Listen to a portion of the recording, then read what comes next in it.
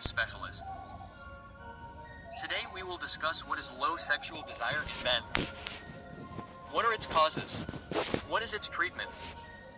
The American Psychiatric Society calls it hypoactive sexual desire disorder, or HSD.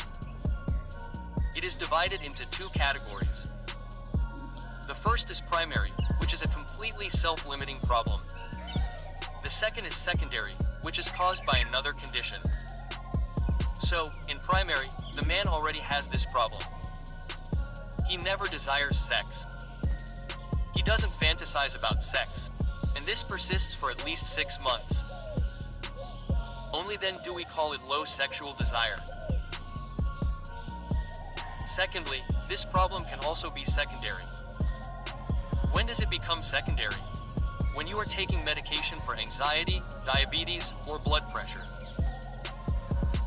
Despite this lack of desire becomes a side effect. Or it could be due to some drugs you're taking. Third, some people sometimes face psychological factors, such as disagreements with their partner, fights, or even if you and your partner live in different workspaces. For example, someone works on UK time, or you work on Australian time. This can also cause problems when you experience desire, while your partner doesn't. Third, if one partner doesn't consider themselves beautiful, or has very low self-confidence, then such problems can also arise in that scenario. And now, when these things happen, what should we do about it? Many people seek technical advice. So, the first thing is to treat the underlying cause. For example, if there's a hormonal imbalance, your testosterone levels need to be balanced out. It's getting in, and if prolactin levels have increased, you need to determine why and normalize them. If there are fluctuations in other hormones, they also affect testosterone.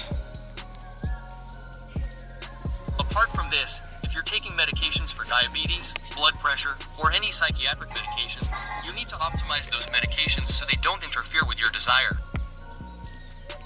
And sometimes, many people have interpersonal problems between partners, which stem from psychological issues. Extensive counseling or resolving those issues is crucial, as women often believe that if they fight in the morning, they'll have sex at night. But what happens to men is that they don't feel desire, and because of this, there's a lot of conflict between a man and his partner.